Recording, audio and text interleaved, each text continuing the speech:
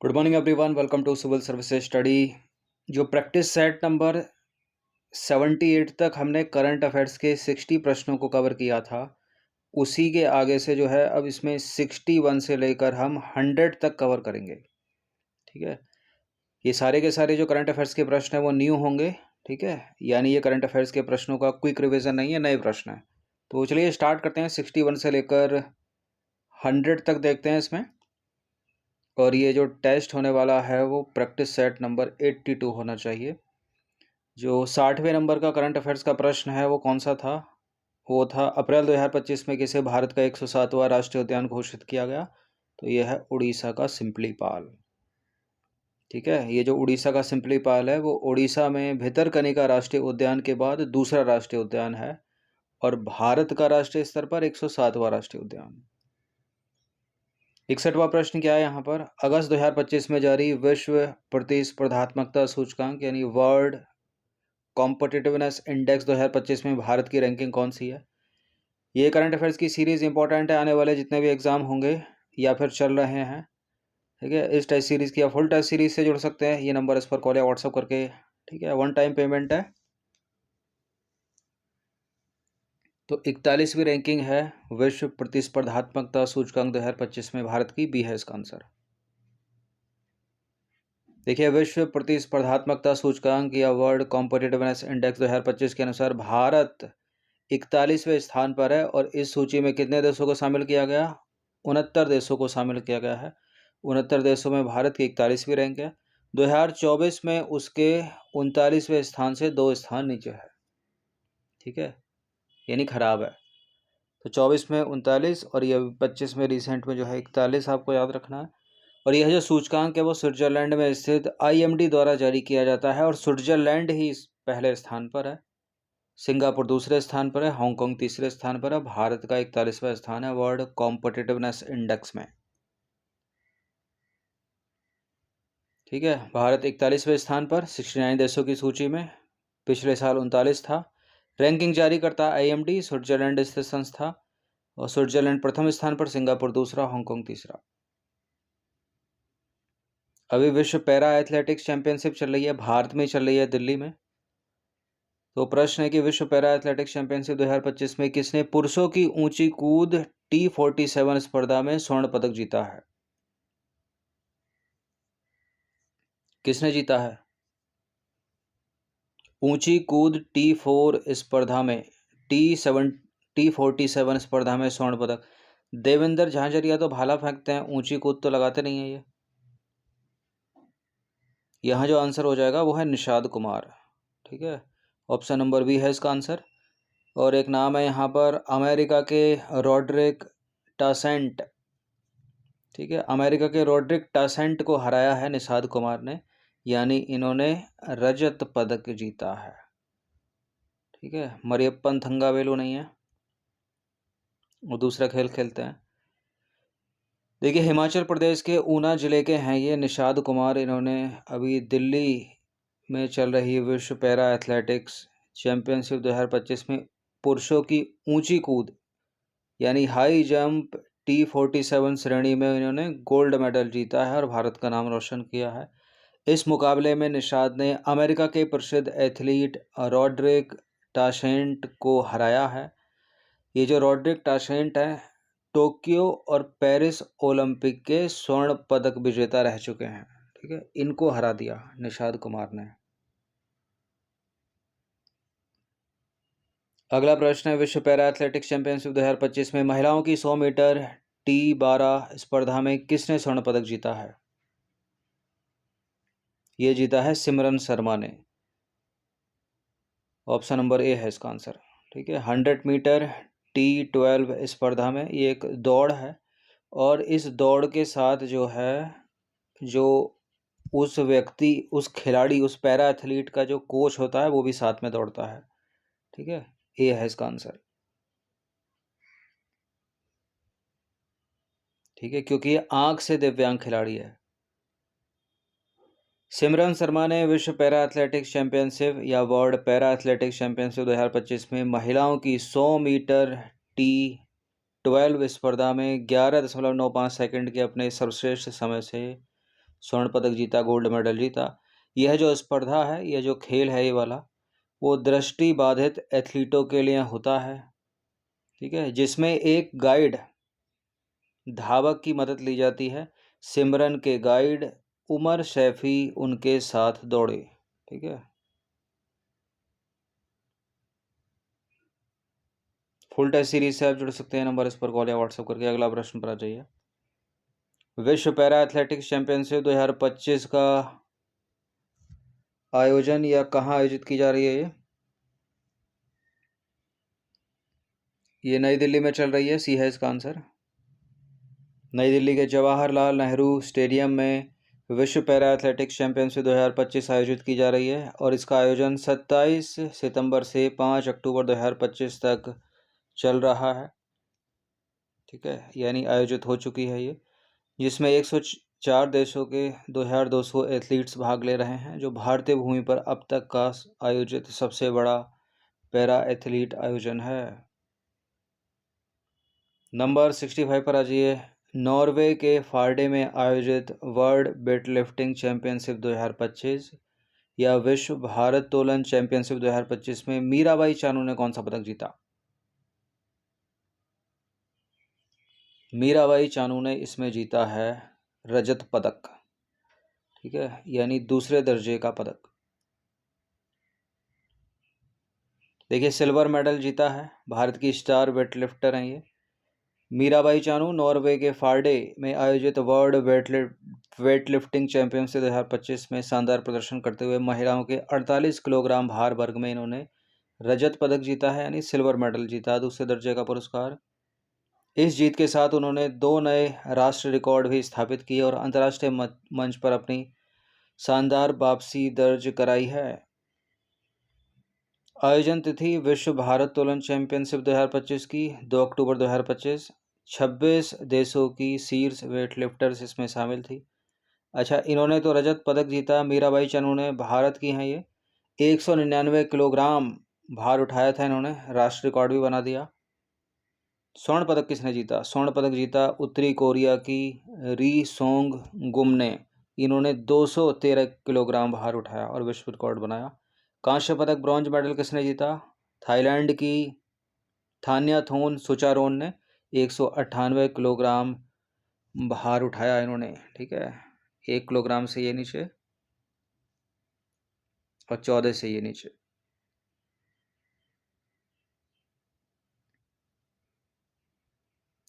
अभी रिसेंटली 2 अक्टूबर 2025 को पंडित छन्नूलाल मिश्र का 89 वर्ष की आयु में निधन हो गया। उनका संबंध किस राज्य से है, याद रखिएगा। ये उत्तर प्रदेश के थे, बी है इसका आंसर। इसमें प्रश्न बन सकता है यूपी के एग्जाम्स में।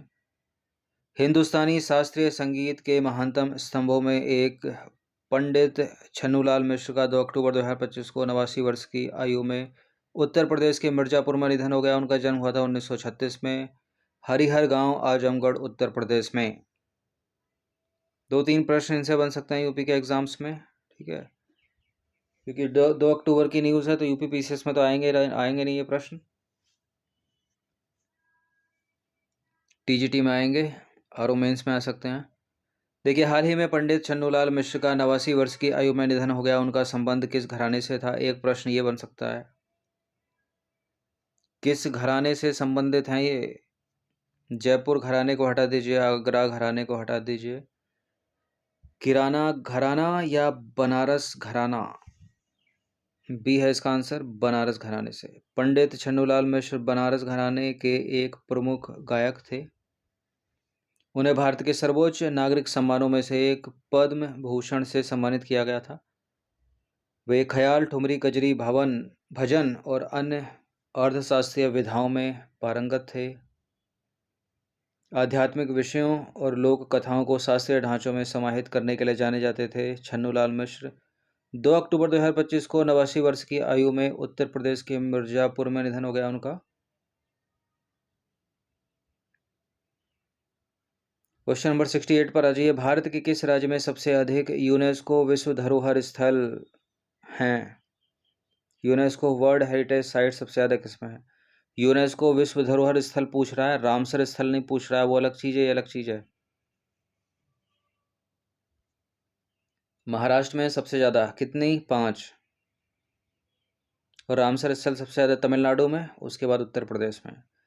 देखिए, भारत के महाराष्ट्र राज्य में सबसे अधिक संख्या में यूनेस्को विश्व धरोहर स्थल हैं, जो संख्या में 5 हैं, जिनमें अजंता गुफाएं, एलोरा गुफाएं, एलिफेंटा गुफाएं और मुंबई की विक्टोरियन गोथिक और आर्ट डेको इमारतें शामिल हैं। 1 2 3 4 5। प्रधानमंत्री नरेंद्र मोदी ने उत्तराखंड में बाढ़ की स्थिति की समीक्षा किस शहर में की? उत्तराखंड की राजधानी देहरादून में। सी है इसका आंसर। प्रधानमंत्री मोदी ने उत्तराखंड के देहरादून में बाढ़ की स्थिति और हुए नुकसान की समीक्षा की, और समीक्षा के बाद उन्होंने उत्तराखंड के लिए 1200 करोड़ रुपए की वित्तीय सहायता की घोषणा की। कश्मीर के किस स्टेशन से दिल्ली के लिए रेलवे की नई दैनिक पर्सनल ट्रेन चलेगी, जो व्यापारियों और फल उत्पादकों को ऑनलाइन बुकिंग की सुविधा प्रदान करेगी? बड़गांव से, श्रीनगर से, जम्मू से, अनंतनाग से? दैनिक यानी हर दिन चलेगी, और ये चलेगी कश्मीर के बड़गांव स्टेशन से। ये है इसका आंसर।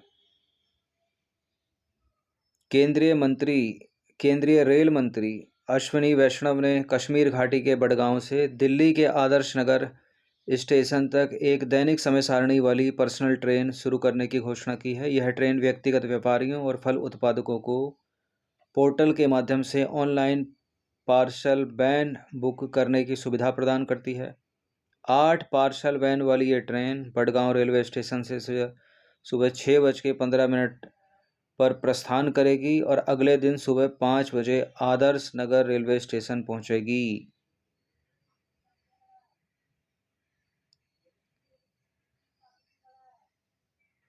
71वां प्रश्न है, केंद्रीय विद्युत अनुसंधान संस्थान की क्षेत्रीय परीक्षण प्रयोगशाला का उद्घाटन केंद्रीय मंत्री मनोहर लाल खट्टर ने कहाँ किया? नासिक में, पुणे में, अहमदाबाद में, इंदौर में? केंद्रीय विद्युत अनुसंधान संस्थान की क्षेत्रीय परीक्षण प्रयोगशाला का उद्घाटन केंद्रीय मंत्री मनोहर लाल खट्टर ने किया महाराष्ट्र के नासिक में। ए है इसका आंसर। केंद्रीय मंत्री मनोहर लाल खट्टर ने महाराष्ट्र के नासिक में केंद्रीय विद्युत अनुसंधान संस्थान की क्षेत्रीय परीक्षण प्रयोगशाला का उद्घाटन किया, जो भारत के बिजली क्षेत्र के लिए एक महत्वपूर्ण विकास है। नंबर 72 पर आ जाइए। वर्ष 2025 में शिक्षक दिवस पर किस राज्य के मुख्यमंत्री ने सभी राज्य के शिक्षकों के लिए कैशलेस चिकित्सा उपचार की घोषणा की थी? उत्तर प्रदेश के मुख्यमंत्री ने। डी है इसका आंसर। उत्तर प्रदेश के मुख्यमंत्री योगी आदित्यनाथ ने प्राथमिक स्तर पर, उच्च प्राथमिक स्तर पर माध्यमिक शिक्षकों, शिक्षा मित्रों, प्रशिक्षकों, रसोइयों सहित सभी राज्य के शिक्षकों के लिए कैशलेस चिकित्सा उपचार की घोषणा की। यह जो पहल है लगभग 9 लाख शिक्षकों और उनके परिवारों को कवर करेगी।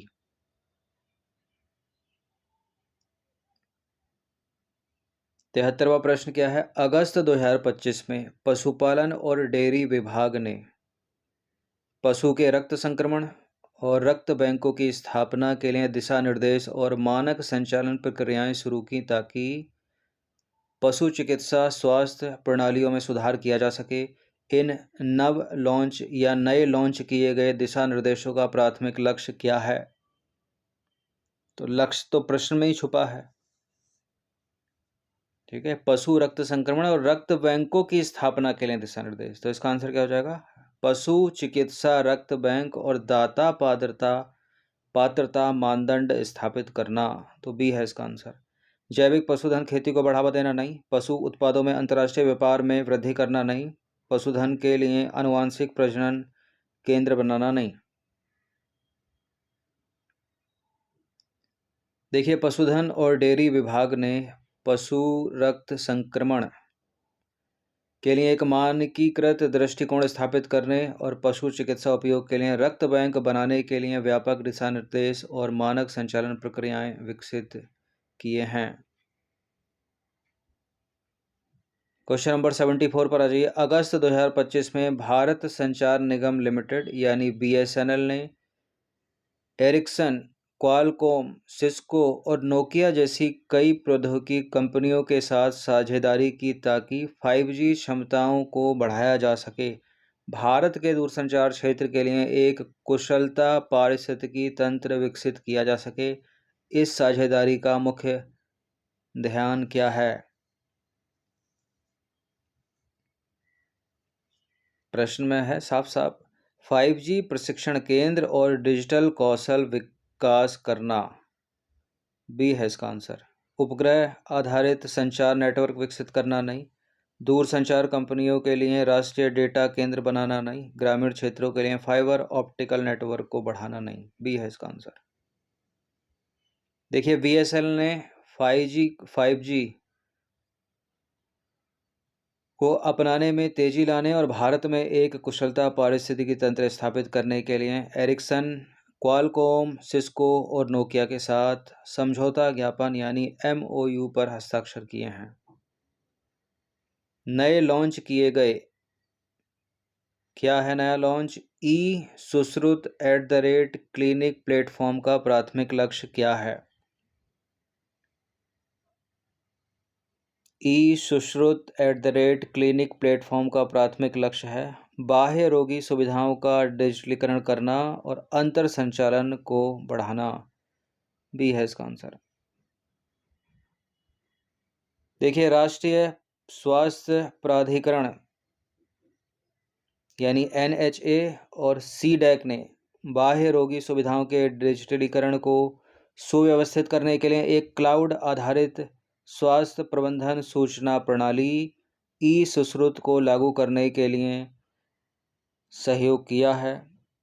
सुश्रुत @क्लिनिक प्लेटफॉर्म का लक्ष्य बाह्य रोगी सुविधाओं का डिजिटलीकरण करना और स्वास्थ्य सेवा प्रणाली के भीतर अंतर संचालन में सुधार करना है।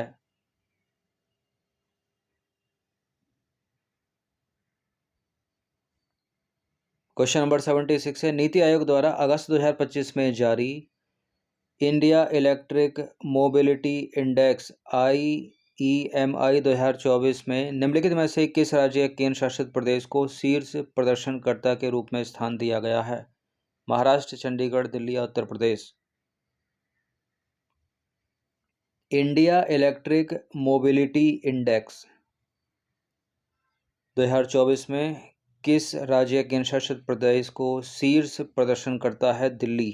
ठीक है, ऑप्शन नंबर सी है इसका आंसर। अगस्त 2025 में नीति आयोग ने India electric mobility index 2024 launch किया।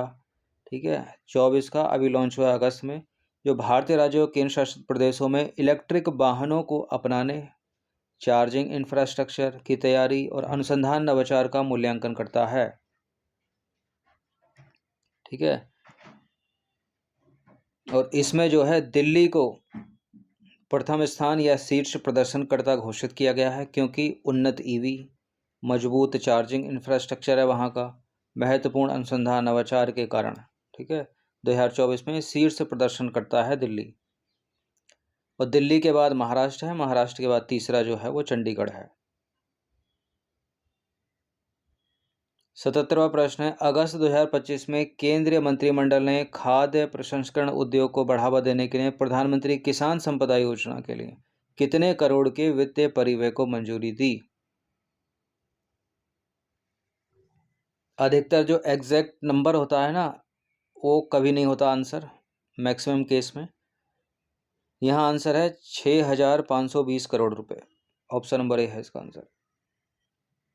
देखिए अगस्त 2025 में केंद्रीय मंत्रिमंडल ने खाद्य प्रसंस्करण उद्योग को बढ़ावा देने के लिए प्रधानमंत्री किसान संपदा योजना PMKSY के लिए 6,520 करोड़ रुपए के वित्तीय परिव्यय को मंजूरी दी, जिसका उद्देश्य खाद्य अपव्यय को कम करना और मूल्य वर्धन में सुधार करना है। इस टेस्ट सीरीज की या फुल टेस्ट सीरीज से जुड़ सकते हैं, नंबर इस पर कॉल या व्हाट्सएप करके। अगला प्रश्न है 78वां प्रश्न है हाल ही में हुए एक विकास में भारतीय रेल ने दिल्ली मुंबई कॉरिडोर के मथुरा कोटा खंड पर कवच 4.0 शुरू किया है। यह उन्नत स्वचालित ट्रेन सुरक्षा प्रणाली रेल नेटवर्क में सुरक्षा और दक्षता बढ़ाने का लक्ष्य रखती है। आपको बताना है कि निम्नलिखित में से कौन सी कवच 4.0 प्रणाली की एक विशेषता है। मेनली भारत में जो कवच है रेलवे में, ये टकराव को रोकने के लिए है। ठीक है, गाड़ियां आपस में ना टकराएं, बी है इसका आंसर। देखिए, ट्रेन टक्करों को रोकने और समग्र सुरक्षा को बढ़ाने के लिए दिल्ली मुंबई कॉरिडोर के मथुरा कोटा खंड पर स्वचालित ट्रेन सुरक्षा प्रणाली के उन्नत संस्करण के रूप में भारतीय रेल द्वारा कवच 4.0 प्रणाली शुरू की गई। ठीक है, अब इसमें है एक RFID टैग। यह प्रणाली ट्रेनों और ट्रैक पर रखे रेडियो फ्रिक्वेंसी आइडेंटिफिकेशन टैग का उपयोग करके टक्करों का पता लगाने और रोकने के लिए करती है। ठीक है, जो नियंत्रण कक्षों को अवास्तविक समय में सुरक्षा प्रदान डेटा प्रदान करता है।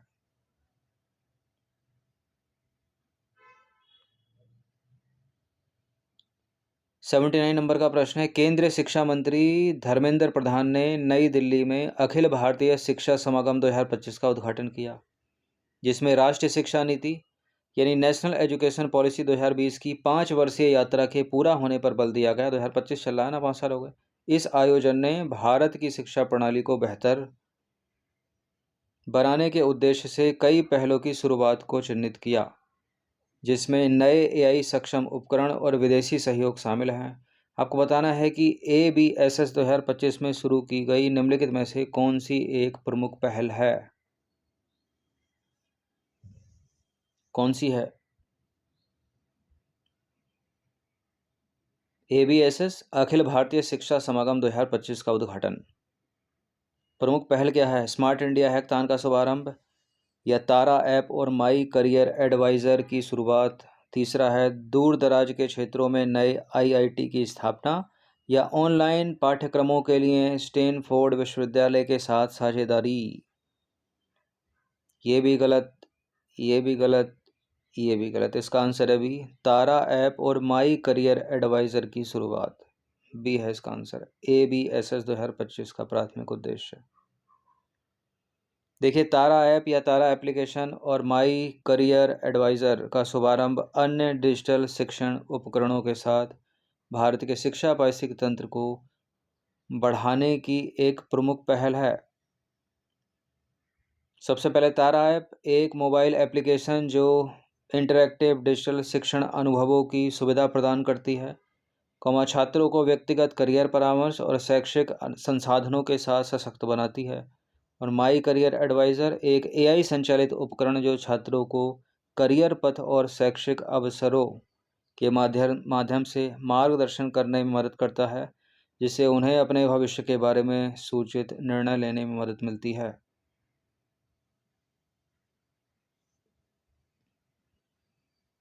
अगला प्रश्न है, 80वां प्रश्न क्या है? अगस्त 2025 में केंद्रीय मंत्रिमंडल ने खाद्य प्रसंस्करण उद्योग मंत्रालय के अंतर्गत प्रधानमंत्री किसान संपदा योजना के लिए खाद्य प्रसंस्करण को बढ़ावा देने और अपव्यय को कम करने के लिए एक महत्वपूर्ण वित्तीय परिव्यय को मंजूरी दी है। 15वें वित्त आयोग चक्र के दौरान PMKSY के लिए स्वीकृत परिव्यय क्या था? ये प्रश्न ऊपर भी था, पूछने का तरीका कुछ और था, यहाँ थोड़ा सा कुछ और है। उत्तर वही है, 6,520 करोड़ रुपए, सी। ठीक है, केंद्रीय मंत्रिमंडल ने 15वें वित्त आयोग चक्र के दौरान प्रधानमंत्री किसान संपदा योजना के लिए 6,520 करोड़ रुपए के परिव्यय को मंजूरी दी। अगला प्रश्न है, निम्नलिखित में से कौन सा या कौन से मिशन आत्मनिर्भरता इन पल्सेस कार्यक्रम के उद्देश्य हैं? पल्सेस यानी दालें। दालों के लिए कुल क्षेत्र को 310 लाख हेक्टेयर तक बढ़ाना, पहला। पैदावार को 1,130 किलोग्राम प्रति हेक्टेयर तक बढ़ाना, तीसरा। उत्पादन को 350 लाख टन तक पहुंचाना, और लक्षित हस्तक्षेपों के माध्यम से लगभग 2 करोड़ किसानों तक पहुंचना। यहाँ तो ये सारे के सारे सही हैं, चारों के चारों। ठीक है, लेकिन अगर एग्जाम्स में प्रश्न पूछ लिया तो यहाँ 2 करोड़ की जगह 5 करोड़ भी हो सकता है। ठीक है, 10 करोड़ भी हो सकता है, तो गलत हो जाएगा। तो याद रखिए नंबर को सबको। डी है इसका आंसर 1 2 3 4। देखिए, कृषि क्षेत्र में आत्मनिर्भरता बढ़ाने के लिए केंद्रीय मंत्रिमंडल ने 1 अक्टूबर 2025 को मिशन आत्मनिर्भरता इन पल्सेस नामक 6 वर्षीय कार्यक्रम को मंजूरी दी है, यानी वर्ष 2025-26 से 30-31 तक चलेगी। और इसका जो बजट है वो है 11,440 करोड़ रुपए। मिशन का उद्देश्य क्या है? दालें जो आप लोग खाते हो उसके कुल क्षेत्र को 310 लाख हेक्टेयर तक बढ़ाना, घरेलू दालों का उत्पादन 350 लाख टन तक बढ़ाना, आयात पर निर्भरता कम करना। ठीक है, बहुत ज़्यादा पैदावार है दालों की भारत में, लेकिन फिर भी आयात करना पड़ता है, इतनी खपत है। पैदावार को 1130 किलोग्राम हेक्टेयर तक बढ़ाना और लगभग 2 करोड़ किसानों की आय सुनिश्चित करना। तो यूपीएससी सिविल सेवा में भी प्रारंभिक परीक्षा में प्रश्न पूछा गया था दालों वाला। ठीक है, यूपीएससी में, पीसीएस में नहीं, यूपीएससी में, पिछली बार वाले में, जिसका फाइनल रिजल्ट नहीं आया उसमें, 25 वाले में मतलब।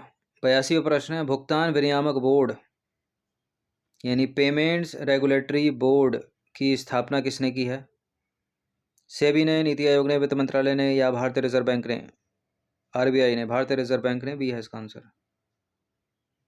देखिए, भारत के डिजिटल भुगतान परिदृश्य में तेजी से हो रहे विस्तार को देखते हुए भारतीय रिजर्व बैंक ने एक बड़ा संरचनात्मक बदलाव करते हुए 6 सदस्यीय भुगतान विनियामक बोर्ड की स्थापना की है।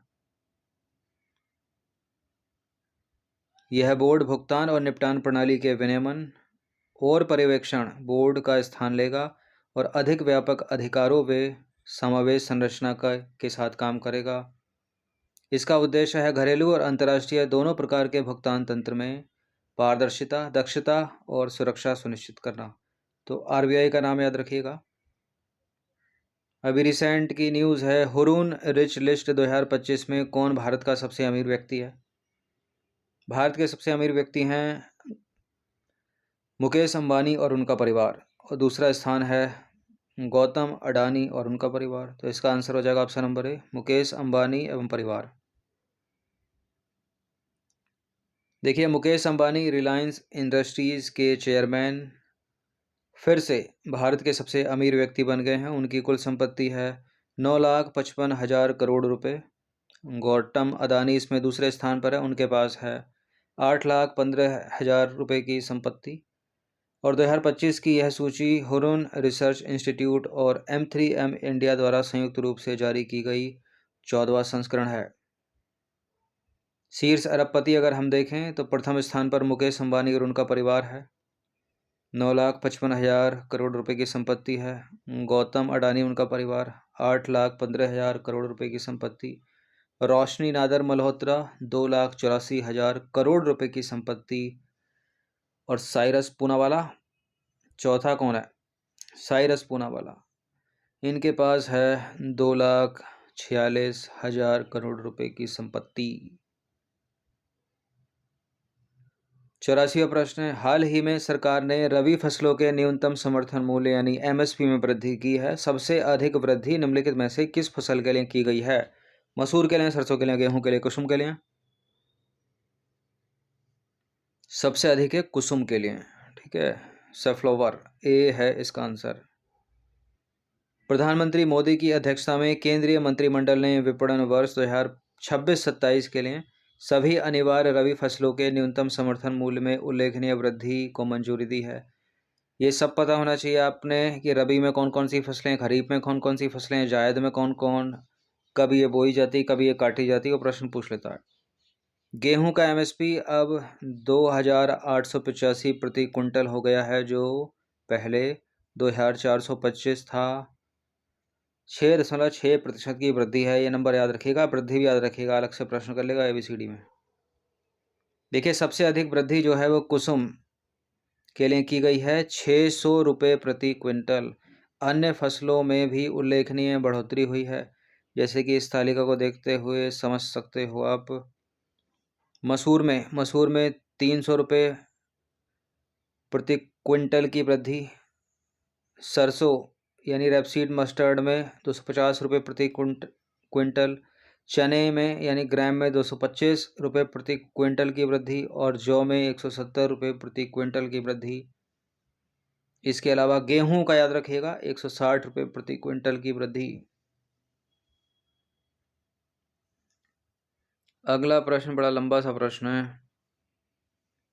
देखिए, हाल ही में जलवायु कार्यकर्ता, नाम है सोनम वांगचुक, को राष्ट्रीय सुरक्षा अधिनियम यानी NSA 1980 के तहत हिरासत में लिया गया है, जो सरकार को सार्वजनिक व्यवस्था या राष्ट्रीय सुरक्षा के लिए खतरा माने जाने व्यक्तियों के खिलाफ पूर्व प्रतिक्रियात्मक कार्यवाही करने की अनुमति देता है। ठीक है, यहाँ जो का मतलब किससे है? NSA से, यानी राष्ट्रीय सुरक्षा अधिनियम से। इस मामले ने भारत के सबसे कठोर निवारक निरोध कानूनों में से एक राष्ट्रीय सुरक्षा अधिनियम यानी NSA की ओर ध्यान आकर्षित किया है। संविधान का कौन सा अनुच्छेद भारत में निवारक निरोध की स्पष्ट अनुमति देता है? ये है प्रश्न, बताओ। इतना बड़ा प्रश्न और पूछा क्या? निवारक निरोध किसमें? अनुच्छेद 22 में। ठीक है, ऑप्शन नंबर डी है इसका आंसर। देखिए, क्या है निवारक निरोध? संविधान में क्या प्रावधान है इसके? अनुच्छेद 22 जो है भारत में निवारक निरोध की स्पष्ट अनुमति देता है। किसी व्यक्ति को सलाहकार बोर्ड की अनुमति के बिना 3 महीने तक हिरासत में रखा जा सकता है। ठीक है, सलाहकार बोर्ड क्या है इसमें? उच्च न्यायालय के योग्य न्यायाधीश शामिल होते हैं सलाहकार बोर्ड में। तो सीधे जेल में डाल दिया इनको केंद्र सरकार ने, सोनम वांगचुक को। देखिए, 3 महीने से अधिक समय तक हिरासत में रखने के लिए सलाहकार बोर्ड की मंजूरी आवश्यक है। 3 महीने तक नहीं है, लेकिन निवारक निरोध का अर्थ है कि किसी व्यक्ति को न्यायालय द्वारा विचारण एवं दोष सिद्धि के बिना हिरासत में लेना। ठीक है, कोई कार्यवाही नहीं, सीधे जेल में डाल दो, NSA लगा दो। इसका उद्देश्य क्या है? किसी व्यक्ति को पूर्व अपराध के लिए दंडित करना नहीं है, बल्कि उसे निकट भविष्य में अपराध करने से रोकना है। ठीक है, तो सरकार को लग रहा था कि इंडिया में भी जेनजीज खड़े कर देंगे ये, तो जेल में डाल दिया उन्होंने। निवारक नज़रबंदी यानी प्रिवेंटिव डिटेंशन संविधान के अनुच्छेद 355 का समर्थन करती है, जिसके तहत केंद्र सरकार का यह कर्तव्य है कि वह राज्यों को बाहरी आक्रमण जो होना नहीं था, ठीक है, आंतरिक अशांति ये फैल सकती थी। ठीक है, तो इससे सुरक्षित रखने के लिए यह सुनिश्चित करना कि राज्य सरकारें संविधान के अनुरूप कार्य करें, ये हो सकता था, इसलिए जेल में डाल दिया उनको। अगला प्रश्न है, 59वां ज्ञानपीठ पुरस्कार किसे दिया गया? किसको दिया गया? क्या नाम है इनका? Vinod Kumar Shukla. Option number B है इसका आंसर। देखिए, 59वां ज्ञानपीठ पुरस्कार हिंदी के प्रतिष्ठित लेखक विनोद कुमार शुक्ल को प्रदान किया गया है, और इससे पहले रामभद्राचार्य और गुलजार को मिला था। 58वां, 59वें की बात हो रही है, तो विनोद कुमार शुक्ल को याद रखना है। 87वां प्रश्न है, रेमन मैगसेसे पुरस्कार की शुरुआत हुई थी कब? रेमन मैगसेसे पुरस्कार की शुरुआत हुई थी वर्ष 1957 में। रेमन मैगसेसे पुरस्कार की स्थापना, स्थापना पूछा है, क्या पूछा है? ठीक है, स्थापना शुरुआत 1957, स्थापना ज़्यादा सही रहेगा। ठीक है, 1957। और यह पुरस्कार फिलीपींस के 7वें राष्ट्रपति रेमन मैगसेसे की याद में दिया जाता है, और इसे एशिया का नोबेल पुरस्कार भी कहा जाता है। यह पुरस्कार रेमन मैगसेसे अवार्ड फाउंडेशन द्वारा दिया जाता है। अब आपको 24 और 25 दोनों का याद रखना है। पूछा तो वैसे 25 वाला ही जाएगा, 24 का भी याद रखिएगा। वर्ष 2024 में कितने व्यक्ति और संगठन को 66वें रेमन मैगसेसे पुरस्कार से सम्मानित किया गया था? तो 5 थे इसमें 2024 वाले में, और 25 वाले में है 3। ठीक है, 2024 वाले में जो 5 हैं वो कौन कौन से हैं? तो इसका आंसर पहले बी कर दीजिए। तो इन 5 में जो है 4 व्यक्ति हैं, व्यक्ति विशेष हैं, और एक है इसमें संगठन। ठीक है, संगठन कहाँ का? थाईलैंड का, या संस्था कह लो इसको। बाकी जापान के हैं, इंडोनेशिया की हैं, वियतनाम की हैं, और भूटान के हैं। देखिए, वर्ष 2024 के रेमन मैग्सेसे पुरस्कार से निम्नलिखित व्यक्तियों या संगठन को सम्मानित किया गया था या उनको चुना गया था। भूटान के हैं कर्मा फुनसो। गुयेन थी नकोक फुओंग वियतनाम की हैं, ये फीमेल, ये मेल। और फरवीजा फरहान इंडोनेशिया की हैं। मियाजाकी हयाओ मेल जापान के। और एक था संगठन, वो था ग्रामीण चिकित्सक आंदोलन या रूरल डॉक्टर्स मूवमेंट, ये थाईलैंड का था। ठीक है, एक प्रश्न तो ये हो गया, एक ये हो गया जो कि इम्पोर्टेंट है, जो ही आएगा एग्जाम में। निम्नलिखित में से किस व्यक्ति या संस्था को 67वें रेमन मैग्सेसे पुरस्कार 2025 से सम्मानित किए जाने की घोषणा की गई? तो ये जो 3 है, इसमें एक संगठन है, 2 व्यक्ति विशेष हैं, और जो संगठन है वो भारत का है, इसलिए इम्पोर्टेंट हो जाता है, और उसका नाम है एजुकेट गर्ल्स। ठीक है, साहिना अली भी हैं इसमें, और फ्लावियानो एंटोनियो एल बिलानुएवा ये भी हैं। ठीक है, तो सभी है इसका आंसर ऑप्शन नंबर डी। जो साहिना अली हैं वो मालदीव्स की हैं, और जो संगठन है वो इंडिया का है, ये एजुकेट गर्ल्स फाउंडेशन। और जो फ्लावियानो एंटोनियो ये हैं फिलीपींस के।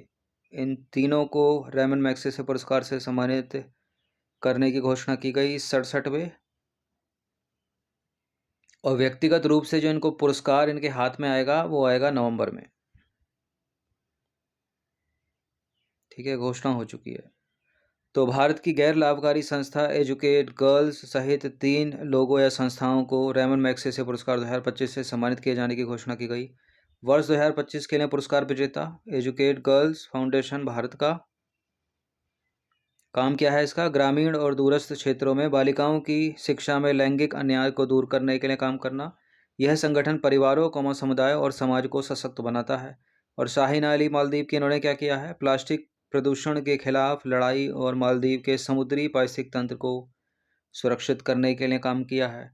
फ्लावियानो एंटोनियो एल बिलानुएवा फिलीपींस के हैं ये। गरीबों और उत्पीड़ितों की गरिमा को बहाल करने और पूर्व राष्ट्रपति रोड्रिगो दुर्तेर्ते को ड्रग युद्ध के खिलाफ मानवाधिकारों के लिए काम करने के लिए मिला इनको।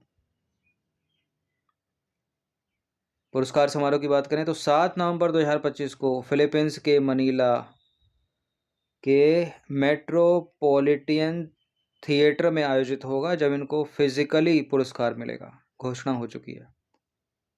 नोबेल की भी ऐसी पहले ही घोषणा हो जाती है, पुरस्कार मिलते हैं 1.5-2 महीने बाद।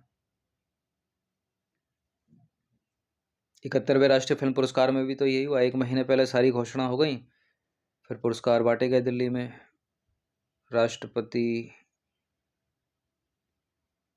के द्वारा। 90वां प्रश्न है, किस देश ने हाल ही में फतेह 4 मिसाइल का सफल परीक्षण किया है? फतेह 4 मिसाइल का सफल परीक्षण किया है पाकिस्तान ने, भी है इसका आंसर। देखिए, पाकिस्तान ने हाल ही में लंबी दूरी की नई क्रूज मिसाइल फतेह 4 के सफल परीक्षण की घोषणा की। यह पाकिस्तान द्वारा स्वदेश रूप से विकसित लंबी दूरी की क्रूज मिसाइल है, और इसकी मारक क्षमता है 750 किलोमीटर यानी 470 मील, और यह उन्नत एवियोनिक्स और आधुनिक नेविगेशन सिस्टम से लैस है। ये 91 नंबर का प्रश्न है, हाल ही में समाचारों में रही मार डेल प्लाटा घाटी कहाँ स्थित है? मार डेल प्लाटा घाटी स्थित है अर्जेंटीना में। ऑप्शन नंबर बी है इसका आंसर। यूपीएससी करती है इस तरह के प्रश्न घाटी वाटियों को लेकर। देखिए, मार डेल प्लाटा घाटी अर्जेंटीना के ब्यूनस आयर्स प्रांत के तट पर महाद्वीपीय सीमा पर स्थित है। अर्जेंटीना के मार डेल प्लाटा घाटी में एक अद्भुत अभियान के दौरान गहरे समुद्र में रहने वाली 40 से अधिक नई संभावित प्रजातियों का पता चला, जिसमें ग्लास स्क्विड और गुलाबी झींगे शामिल हैं, जो आपने देखे ऊपर फोटो में। रणजी ट्रॉफी 2024-25 का खिताब किसने जीता? रणजी ट्रॉफी 2024-25 का खिताब जीता विदर्भ ने, और हराया है किसको? केरल को, यानी विजेता विदर्भ है और उपविजेता कौन है? केरल। रणजी ट्रॉफी 2024-25 का खिताब विदर्भ ने केरल को हराकर जीता। फाइनल मैच जो है वो ड्रॉ हो गया था, लेकिन पहली पारी में बढ़त के आधार पर विदर्भ को चैंपियन घोषित किया गया। विदर्भ क्या है? ये महाराष्ट्र का जो पूर्वी क्षेत्र है वो विदर्भ टीम है। प्रश्न पूछने का एक तरीका ये भी, विदर्भ ने हाल ही में रणजी ट्रॉफी 2024-25 के फाइनल में किस टीम को हराया है? तो केरल को हराया है, बी है इसका आंसर। विदर्भ ने नागपुर में केरल को हराकर कौन सी बार? तीसरी बार रणजी ट्रॉफी खिताब जीता। विदर्भ स्टैंड फॉर पूर्वी महाराष्ट्र का विदर्भ क्षेत्र। 94 नंबर का प्रश्न है, 11वां विश्व हरित अर्थव्यवस्था शिखर सम्मेलन 2025 कहाँ आयोजित किया गया? ये किया गया है दुबई में, बी है इसका आंसर। 11वां हरित विश्व अर्थव्यवस्था शिखर सम्मेलन 2 अक्टूबर 2025 को दुबई वर्ल्ड ट्रेड सेंटर में आयोजित हुआ। थीम इसकी प्रभाव के लिए नवाचार, हरित अर्थव्यवस्था के भविष्य को गति देना। ठीक है, प्रभाव के लिए नवाचार, हरित अर्थव्यवस्था के भविष्य को गति देना। उद्देश्य क्या है? सतत जलवायु कार्यवाही, नवाचार, समानता और वैश्विक साझेदारी को बढ़ावा देना।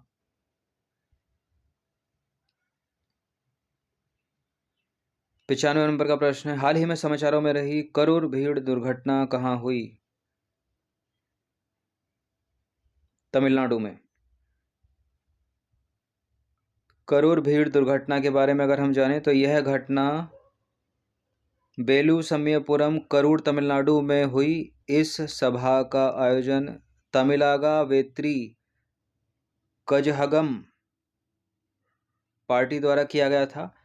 भीड़ के बढ़ने के कारण लोग संकुचित स्थान में दब गए, जिससे कुल 40 से अधिक मौतें हुईं, जिनमें कम से कम 17 महिलाएं, 15 पुरुष और 9 बच्चे शामिल थे। ठीक है, तो ये भगदड़ जो है वो स्टैम्पेड जो है वो इसकी जो दुर्घटनाएं हैं, घटना तो नहीं बोलेंगे, दुर्घटनाएं हैं, ये पिछले 2-3 वर्षों में बढ़ती ही जा रही हैं क्योंकि जनसंख्या भी बढ़ रही है। ठीक है, और जो व्यवस्था है उसकी चूक के कारण होती हैं ये अधिकतर।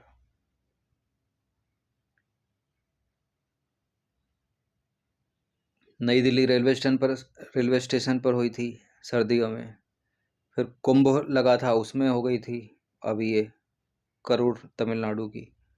96 नंबर का प्रश्न है, 30 सितंबर 2025 तक भारत में कुल कितने रामसर स्थल हैं?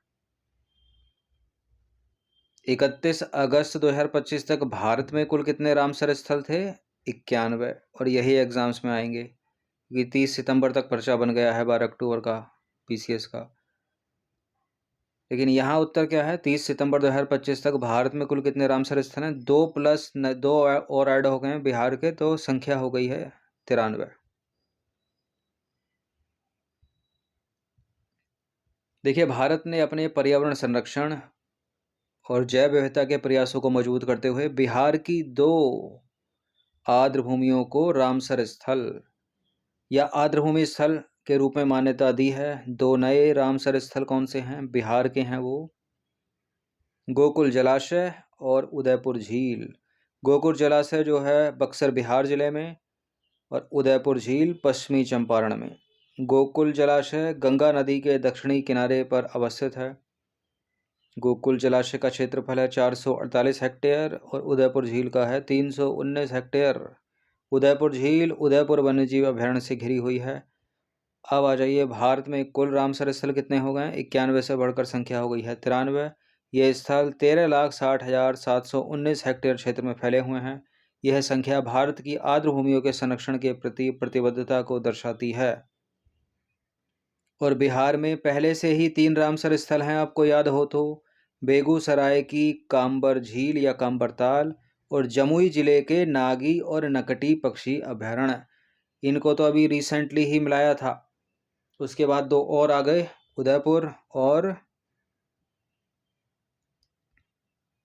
क्या क्या है, उदयपुर झील और गोकुल जलाशय। तो 91 से बढ़कर संख्या हो गई 93। अब आ जाइए 97 नंबर का प्रश्न, इसी से रिलेट करता हुआ है ये। हाल ही में किन्हें भारत के 2 नए रामसर स्थल के रूप में जोड़ा गया है? नागी और नकटी पक्षी अभ्यारण्य को तो जोड़ लिया गया है पहले ही। गोकुल जलाशय और उदयपुर झील को, बी है इसका आंसर। ये सारे वैसे तो नए हैं, नजरायण और काजूवेली पक्षी अभ्यारण्य तमिलनाडु का, और खीचन और मेनार झीलें राजस्थान, ये सारे के सारे नए हैं। ठीक है, 85 के बाद के हैं सब, या 82 के बाद के। देखिए, भारत ने बिहार से 2 नई आर्द्रभूमि, बक्सर में गोकुल जलाशय और पश्चिमी चंपारण में उदयपुर झील को अंतर्राष्ट्रीय महत्व के रामसर सम्मेलन स्थलों की वैश्विक सूची में शामिल किया है, जिससे भारत में रामसर स्थलों की कुल संख्या 91 से बढ़कर हो गई है 30 सितंबर 2025 तक 93। 98 नंबर का प्रश्न है, हाल ही में हिमाचल प्रदेश का cold desert biosphere reserve UNESCO की world network of biosphere reserve सूची में शामिल किया गया है। इसके शामिल होने से अब कितने बायोस्फीयर रिजर्व इस अंतर्राष्ट्रीय नेटवर्क में शामिल हो चुके हैं? देखिए, वैसे तो 18 बायोस्फीयर रिजर्व हैं, 18 में से 13 जो है यूनेस्को मान्यता प्राप्त हो गए हैं। डी है इसका आंसर। हाल ही में हिमाचल प्रदेश का cold desert biosphere reserve UNESCO की world network of biosphere reserve सूची में शामिल किया गया है। इसके साथ ही भारत के अब 13 बायोस्फीयर रिजर्व इस अंतर्राष्ट्रीय नेटवर्क में दर्ज हो गए हैं, और इसका कुछ क्षेत्र लद्दाख में भी है इस कोल्ड डेजर्ट का। यह भारत का पहला उच्च ऊंचाई वाला शीत मरुस्थल यानी कोल्ड बायोस्फीयर रिजर्व है, याद रखना इसको। यह रिजर्व लगभग 7,770 वर्ग किलोमीटर क्षेत्र में फैला हुआ है। अगला प्रश्न है, विश्व की पहली आर्टिफिशियल इंटेलिजेंस या एआई मंत्री का नाम क्या है? लामा सोफिया इला दिएला।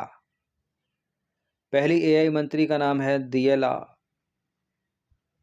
ए है इसका आंसर।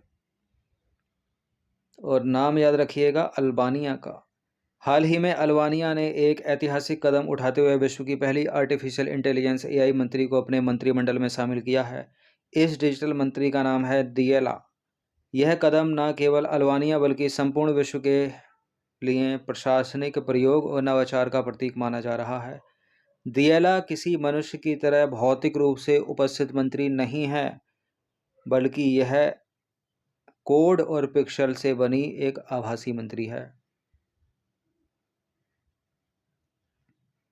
100वें नंबर का प्रश्न है, भारत का प्रथम डुगोंग संरक्षित क्षेत्र कहां पर है? डुगोंग,